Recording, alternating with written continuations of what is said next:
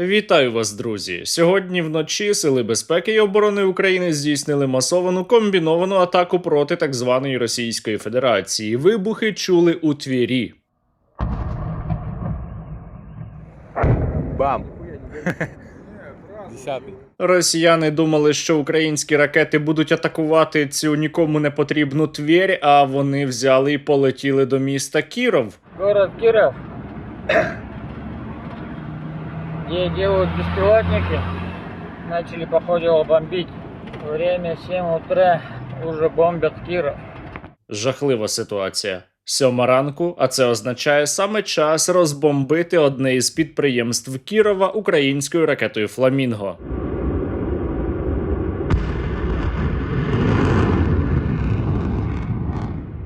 Вон, смотри, так там куски какие-то валяются.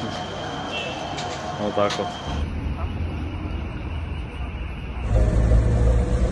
Українська ракета, а відомо щонайменше про одне влучання, атакувала завод «Авіатек», який розташований за 1200 кілометрів від українського кордону. «Авіатек» – це підприємство російського ВПК, пов'язане із авіаційною технікою, катапультними кріслами, зенітними ракетами і кооперацією по ракетних програмах Російської Федерації. Завод залучений до ланцюгів виробництва для ЗРК «Тор», ракет Х-101 та Х-59 і літаків Су-34 и Су-57. В 2022 году Россия начала специальную военную операцию.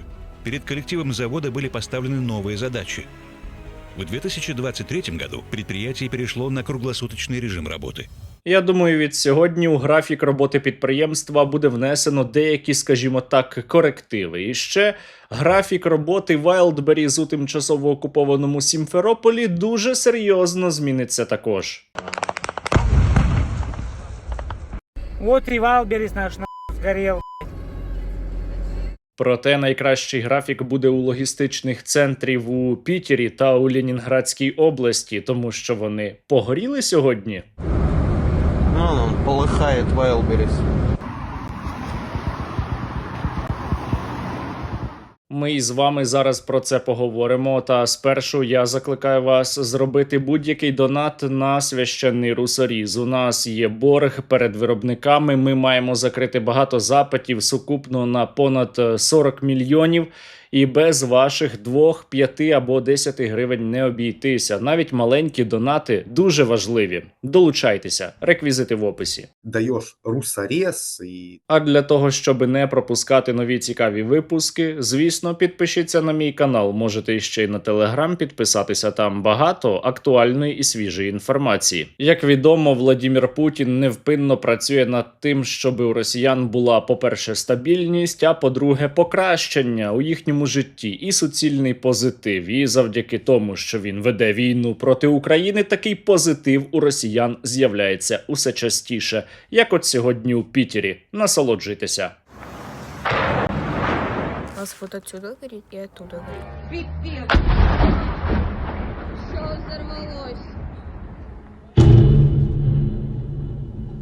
Вы знаете, специальная военная операция уже давно оказала очень позитивное воздействие на нашу внутреннюю жизнь. Просто ніхто не уточнював росіянам, що спеціальна військова операція буде відбуватися саме на території так званої Російської Федерації. Отож, сьогодні вночі та під ранок Сили безпеки і оборони України уразили 2 логістичні хаби Wildberries у Санкт-Петербурзі та Ленінградській області. Перший – це комплекс Wildberries Шушери у Петербурзі, один із найбільших логістичних хабів Wildberries на північному заході Російської Федерації загальною площею понад 100 тисяч квадратних метрів. Другий об'єкт, по якому прилетіло, значно цікавіший. Це логістичний парк Уткіна Заводь, він так і називається, розташований у Новосаратовці Ленінградської області. Працює як розподільчий центр та логістичний хаб для різних компаній, зокрема і для Wildberries. Його площа 210 тисяч квадратних метрів. Під удар також потрапили і деякі інші об'єкти, але про це треба іще уточнити. Мешканці Пітера, які підтримували війну проти України, чомусь не зацінили проведення СВО у їхньому місті. Їх трясе, вони плачуть, їм страшно, напевно, щось відбувається. Вы это видите? Уже становится страшно. Питер. Это жесть какая-то.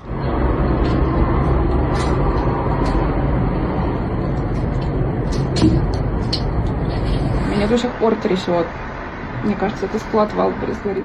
Не розумію, чому їх трясе, що їм не подобається, чому вони такі незадоволені, адже Владимир Путін, той, котрий Паллаїч або Ладім Ладімич, я вже особисто заплутався, він однозначно, твердо і чітко сказав, що такі атаки, усе, що робить Україна, це на руку Владимиру Путіну.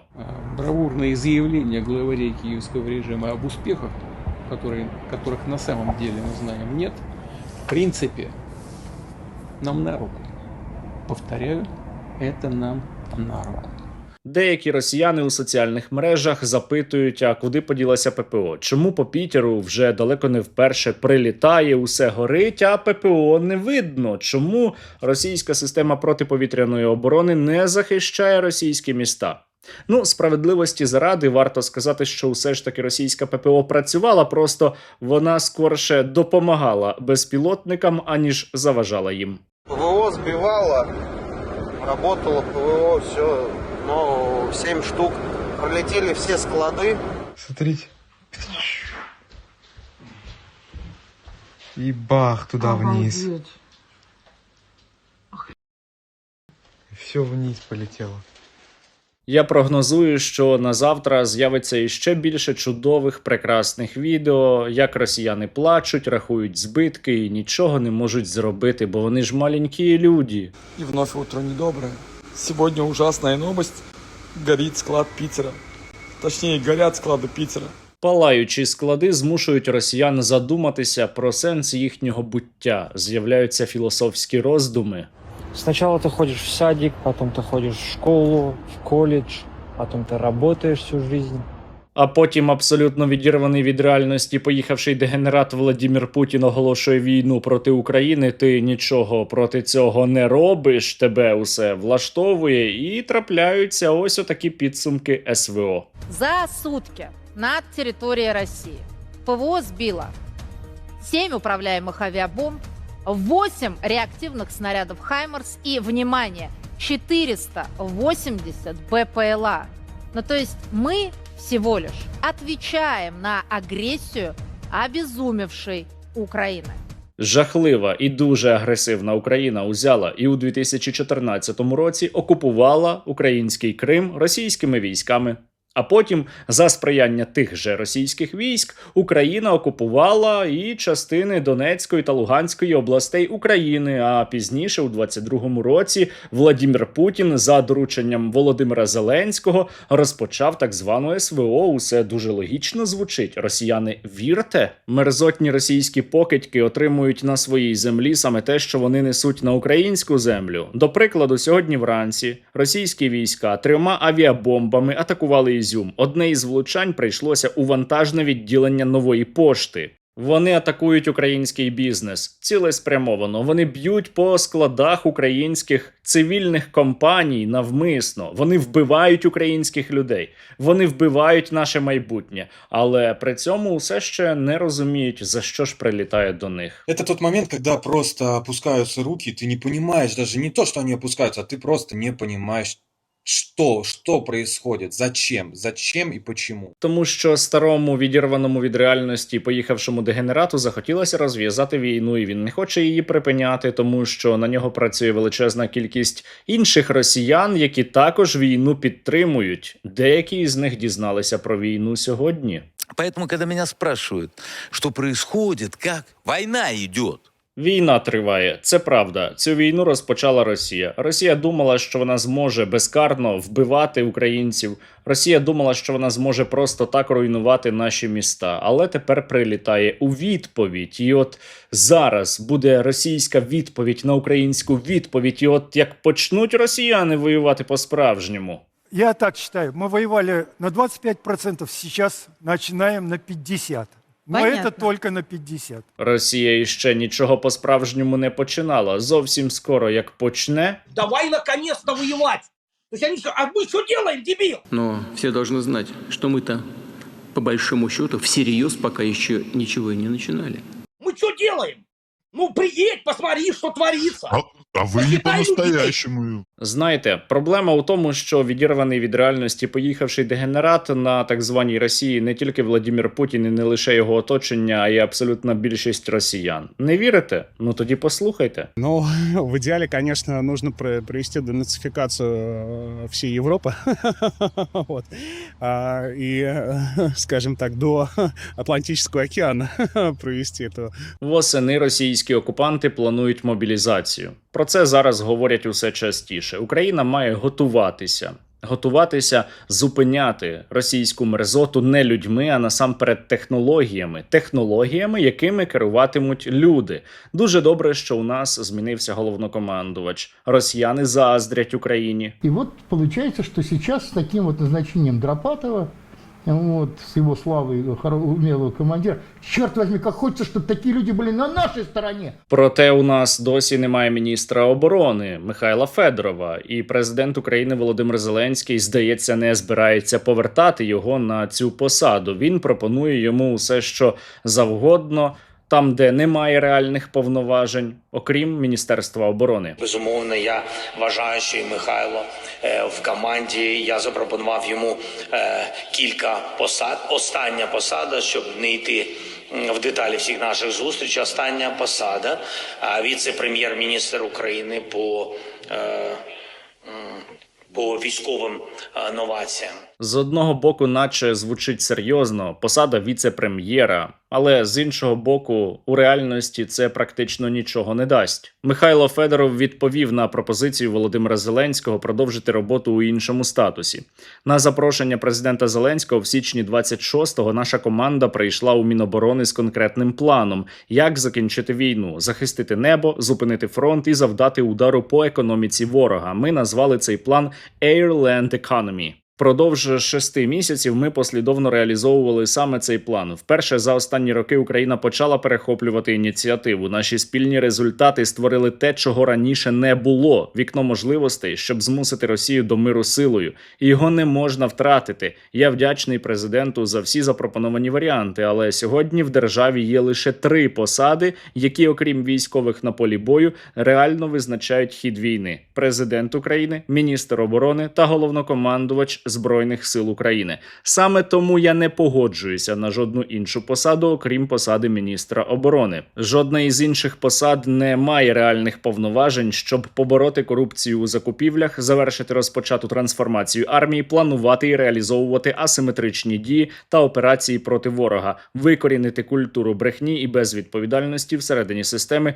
та завершити інші речі, які наша команда вже розпочала в Міністерстві оборони. Перед нашою державою стоять дуже серйозні виклики. Росіяни не збираються припиняти війну, а навпаки хочуть підіймати її градус. І тому нам потрібен дієвий міністр оборони, який зараз не буде втрачати час на адаптацію. Нам потрібно повертати Михайла Федорова. І тому сьогодні о 20:00 у Києві і у інших містах люди знову вийдуть на протести. Вони виходили і учора, навіть попри те, що жодні акції не були анонсовані. Ось наша славна Україна зажурилася. Одна єдина соборна Україна. Одна єдина соборна Україна. Поверніть Федорова! Ускорісь! Ускорісь! Корупція вбиває! Корупція вбиває! Ми не Росія. Тут люди мають велике значення. Від кожного із нас залежить дуже багато. Тому не мовчіть і демонструйте свою громадянську позицію. І ще обов'язково закиньте на русоріз, як оцей пан. Вадусь, скільки там в тебе? 1440 гривень. Ого! І що ти будеш з ними робити? Буду виправляти на мусоріз. На русоріз? Завдяки йому і завдяки вам, завдяки кожному та кожній, хто допомагає українському війську, наші воїни за минулу добу отримали ще 158 нових FPV. Воїни 10-ї окремої гірсько-штурмової бригади щиро вдячні спільноті Сергія Стерненка за довіру, підтримку та внесок в зміцнення наших бойових можливостей. Небесний русоріз – це символ незламності українських воїнів і точного враження ворога. Кожен переданий дрон, кожна допомога підсилюють підрозділи, сприяють успішному виконанню бойових завдань та допомагають зберігати життя українських захисників. Дякуємо всім, хто підтримує сили оборони. Разом наближаємо перемогу. Слава Україні! Героям слава! Бажаю здоров'я! Батарея зенітних безпілотних авіаційних комплексів 31-ї бригади Національної гвардії України імені генерал-майора Олександра Адієвського висловлює щиру подяку фонду Сергія Стерненка за надані борти «Стінг». Слава Україні! Героям слава! Шахедоріст триває! Бажаю здоров'я! Ми бійці батальйону безпілотних систем «Тенрай» 158-ї МБР.